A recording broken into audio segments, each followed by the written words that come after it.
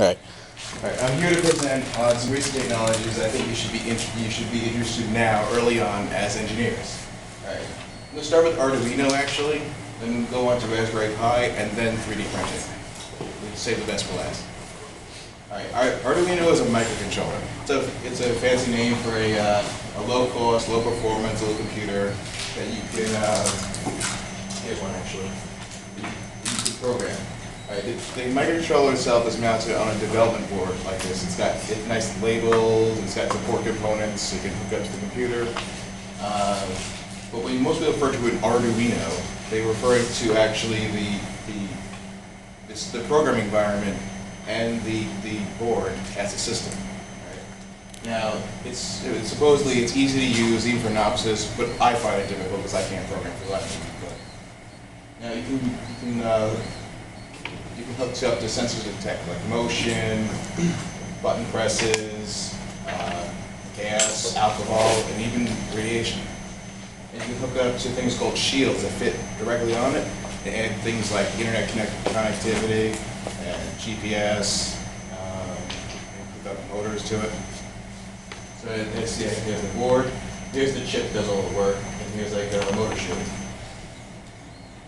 Right. Now, Arduino is completely open source, and you can find hundreds of thousands of projects on the internet that use the board. It costs like $30 in Radio Shack, $20 in a store called Micro Center. And it's actually, when they created it, it was more of, they wanted it to cost the same amount as going out for pizza. And starter kits that have a bunch of parts that'll get you started. It costs like $60 to $100 to really get you going. Now you can etch a board yourself and make it even cheaper.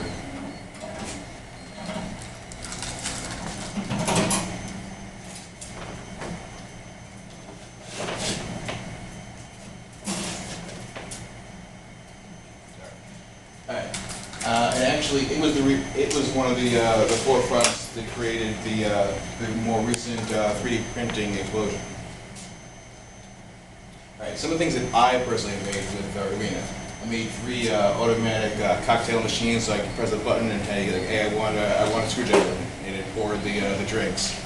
I'm actually working on a 4th now. And my old car didn't have a really good speedometer; it would fail. So I built one like this, and this actually uses a GPS. It's actually probably one of the more accurate speedometers in the world because I can save my crappy old Nissan at a better speedometer than a Bugatti because it uses satellites versus the actual wheels. Right? Now I've also made a homemade breathalyzer. See this alcohol theme going on. And I also made a vending machine. And you can see over here, this is actually a small-scale New Year's Eve ball drop, so it would light up and go down at New Year's. Oh. And actually in the theater department, I worked on this thing where we used a brain and a Kinect to move a servo, so I could do this and have these other things around next to me moving in conjunction with that. What can you create, right? Look, see, here's one of my cocktail machines. The vending machine, there's the ball drop, speedometer, and there's the breathalyzer. It's really fun at parties. Now I'm going to move on to the Raspberry Pi. It's a single board computer. I actually don't have one with me today. They runs a special version of Linux, and it was created actually to teach kids programming. But now it does high definition video, so people set it with media server. And it can be as cheap as like $25 with one USB port, no Ethernet, which you can add on later on. And if you have an SD card, a keyboard, mouse, and a cell phone charger, and pretty much any TV, you can actually have the world's essentially cheapest computer. And most people just buy the $35 one because it's just simpler to have the Ethernet on the other board. And in engineering, like in future design, maybe senior design, you have a project that needs a lot more horsepower than Arduino. Because Arduino is kind of limited in the way how much it can actually do. You go to something like a Raspberry Pi. That's not the only one. There's other ones called the Beagle board, but most of them just have a Raspberry Pi. All right, now we move on to the 3D printing. It's actually a trademark term for rapid prototyping. Now, 3D printers cost an average maybe $200 to many hundreds of thousands. And 3D printing is an additive manufacturing process versus the more traditional subtractive manufacturing process that you may know, like cutting and boring. Basically, in additive manufacturing, it basically builds up from nothing, and in subtractive manufacturing, it takes something and it builds down, like cutting a piece of wood. And technology is actually developing so fast, I actually completely had to redo this PowerPoint from 5 months ago. And you start with, like Frank was mentioning about your CAD file, you save it as an STL, you send it to a slicer program, and that will create G-code, which is being sent to the printer, and that creates the 3D printed part. And sometimes what people do is they actually cast it in metal using casting techniques. So you have a 3D rendering of your 3D drawing for this to work. Yeah. You can't have a 2D like AutoCAD. AutoCAD will not work. Yeah, you'd have to use a laser cutter for that. But if you have a version of AutoCAD that has 3D capability, AutoCAD Lite, I think has, can you use? I actually use AutoCAD 123, but that I think it's not really much to do with the open when people think of AutoCAD. But it's more of I used to use SolidWorks, but now I choose these free 3D model programs because you'll find eventually CAD modeling is expensive, just the software itself. Now the 3D printing actually started in the 80s with the technology of stereolithography and FDM, which is what we're seeing right here. It's called fused deposition modeling. And 20 years later, the patents ran out. We'll learn more about patents later on. And the hobbyists started doing research. And the RepRap movement, this is actually RepRap in process. That's where it started. And the first ones were small, and they really experimental because they really had no idea what they were kind of doing. And they would actually create things called rep straps, which are actually not so much made with 3D printed parts, but they're made with like table saws and other things like that. But most printers have evolved. Most printers on a hobbyist and a semi-professional level today have evolved from the RepRap. And you can trace the roots back to it.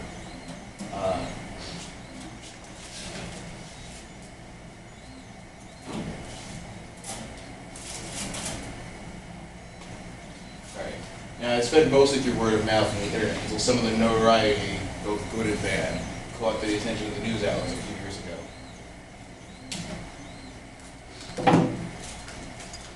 And actually, here's a diagram of FDM.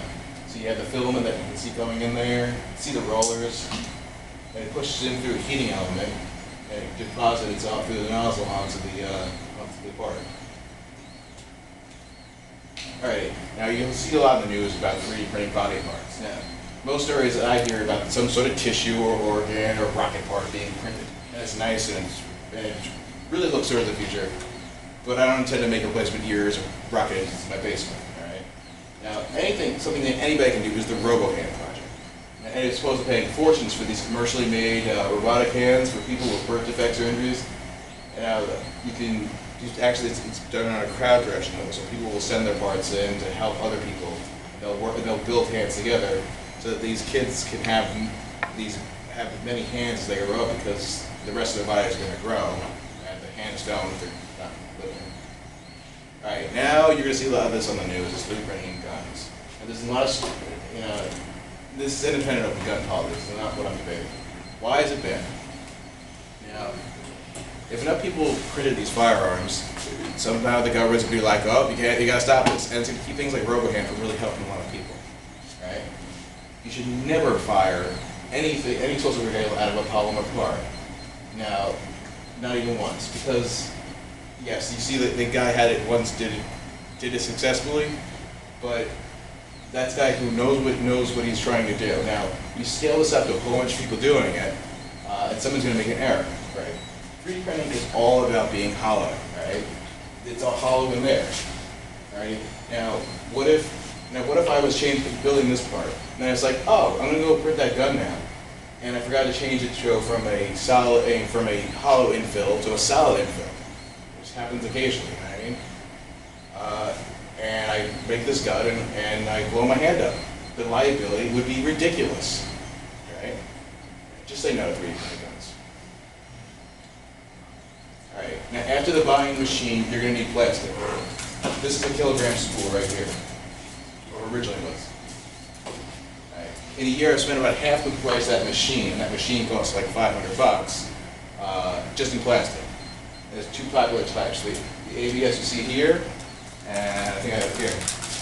This is PLA. See, look, it's me. ABS, PLA.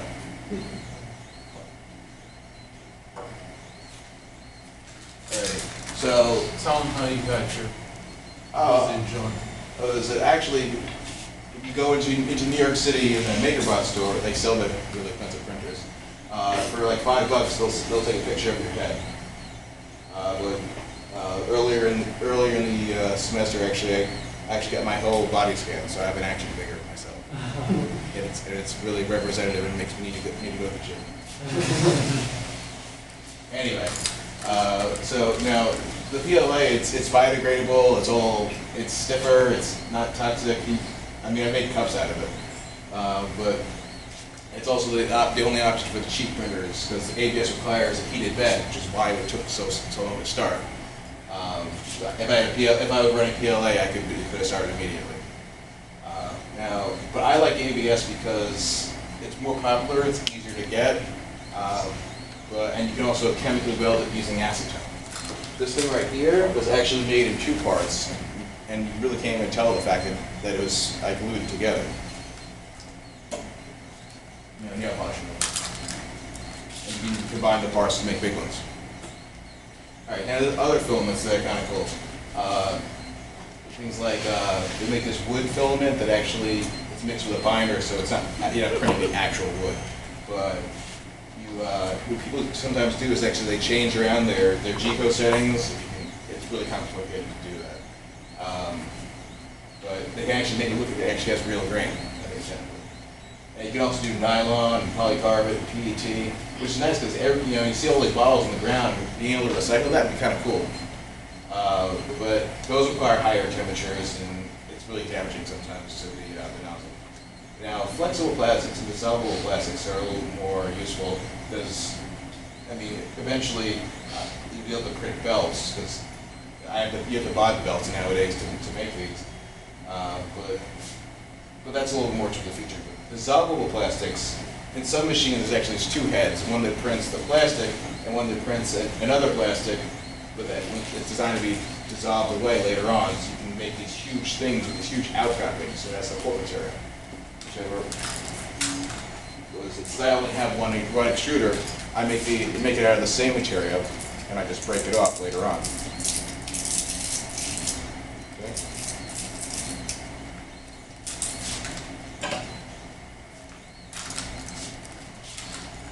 Alright, now you have to take into consideration that, see how many times it's already moved from the time I started talking? That's just one print, and a very simple one at that. You gotta make sure everything's greased and so it doesn't wear out. And turn it off when you're not using it. I've ran through numerous problems with clogging nozzles and costing me a lot of money because I didn't turn it off and it hardened the plastic in the machine. And these parts are from these little startup companies like Solid. It took them 2 months to send me one of these items. I couldn't do anything. It was costing me money in orders. You got to plan ahead. Now, I've actually been asked a couple times I don't have my own filament. Well, there was an X Prize just to be able to make your own filament for a guy if you're going to make a home-built machine, less than $250 can make it. And the guy named Hugh Lyman, he made it, the Lyman Filament Extruder 2. I'm working on one myself, but this is the actual finished model. Try to see the light. But he actually makes the he makes good filament from what I've been told. It's still a learning process. You have to learn all about PID controllers. All right, now Now people always say, "Oh, or you reuse your old parts." Well, no, actually, I just buy I buy pellets, like cheap plastic pellets over on eBay, and it still costs about a fifth of what one of these spools would cost me. Now you have to take into consideration that ABS naturally absorbs water, and like my phone case. If I were to break my phone case and want to reuse it, well, wouldn't I want to reuse it? Well, it's been exposed to real world environments like dirt and oil and all that stuff. And it'd be terrible to run that through a printer. You know? And there's some guy who once bought really cheap filament that he was getting a great deal, and it had a bunch of glass beads in it as a filler, and he lost his machine. And there's some popular things that people print. Right? So you got bottle openers. People who do in 3D printing, I think, are a bunch of alcoholics, because everybody prints one of these. A whistle, which actually what I'm doing right now. See my phone case. Movie props, and you have little parts that break around the house. If you have good CAD skills, which is a really good thing to have, you can fix things, fix little parts around the house. And then you have action figures of yourself. Alright. Oh, and high school, I have my little map of America right there. This is actually, you can see, this is a case being printed. There's the support material, the same plastic, so you got to cut it away later on. Now this is a very abbreviated list of printers, and I actually luckily have a couple of these to show up. So I'm working on home building some. See over here, there's a printer bot, and this is a RepRap. Alright. Now the printer bot, they made one day be portable, and there's usually a kit. The MakerBot people are kind of like the Apple of the 3D printing industry. Everything costs a fortune. And they originally were open source, but they're kind of leaving that now. And it kind of pissed a lot of people off because the RepRap movement is supposed to be all about making it free, not making a whole bunch of profit on it. And there's a solid little line, looks like what I have. And then there's the RepRap. There's the chart of, you can see how they all compare. Printer bots are usually smaller. You be in a kit or pre-made. MakerBot and Sully, they'll usually buy them pre-made. And the price and the cost varies. And for MakerBot, if you want to have ABS capability, you got to pay $2,800 to $2,900. A lot of money. All right. Now you got to think about the downside. And it's nice and cool. It gets on the news a lot, but it can't do everything. It's expensive, and time-consuming. It's a 10-hour print, and that's not really that long for 3D printing. The most effective way is see like how I'm presenting while it's printing. That's the best way you can print because you're just keeping an eye on it basically. And for simpler parts, like I get people coming to me for requests for like a block of wood, essentially would be like a little rectangle with a hole drilled in it. Just go get a drill and hand drill. And for really simple parts, just get a CNC router set because you can get a really cheap router, a CNC router for about the cost of one of these things. Not do anything really complex. Okay, and I've only done FDM today, because that's pretty much what all of them are going to use, but there's other ones, SLS and stereolithography, but you're not going to find those on a hobbyist level right now. So you have an SLS, it takes a vat of powder, goes all Star Wars on it, and basically it melts them all together. Have you ever seen anything made by Jim Quinn? He has one of those machines. It has stereolithography. It's opposed to using powder or filament. He actually uses resin, and that uses UV curing and a UV light to cure it. Alright, done with that. Now, this other technology you really should know, if not probably for this class too, maybe in the future you're going to need it. Soldering, just don't buy a $10 Radio Shacker. It's not going to even get hot to that extent. Get a $15 Weller or a $40 SparkFun. Because from going from $10 to the $15 one, it's a whole other difference. Then going from the $15 to the $40, it's another whole other difference. And you can do some good stuff with soldering.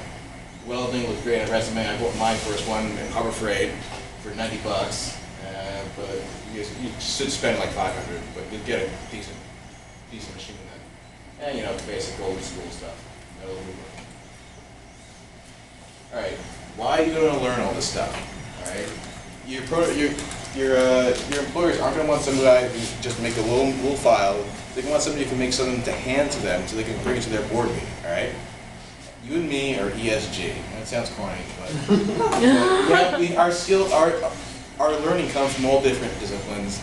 So you're gonna have to get the skills for like soldering and woodworking, all that stuff from the different departments. You know. All right, there's some sites. Things like Just a question, do you guys, I don't know what your labs entail, because I don't teach. You get any of those skills in anything? Soldering? I learned a lot. I learned welding and woodworking and metalworking from the theater. Okay, There's really good stuff around there. but do you have any of this stuff in your classes that? Not that I know. Do you,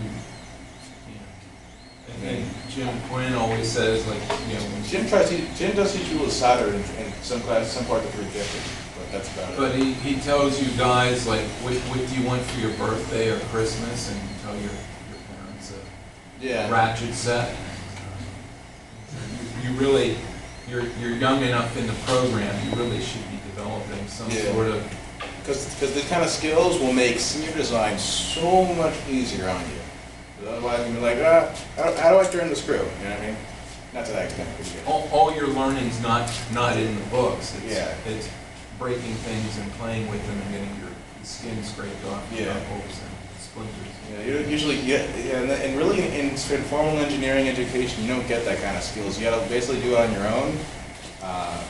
But the skills you learn, even learning how to make a bookcase, it's great to know. Yeah, you guys really should be exposed to a machine shop. Sometimes it's kind of more limited to mech. You know? But still, that's part of, if Yeah. you're designing and building an experience, like your assignment making an electric motor is giving you some of this, putting things together. You gain something by having to put things together or take things apart. Yeah, if you're attaching copper wire by twisting it, just buy a solder iron.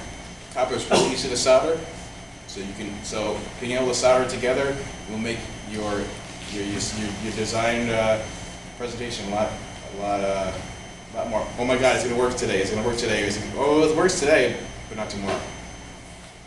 Okay? It allows you to have a reliable connection.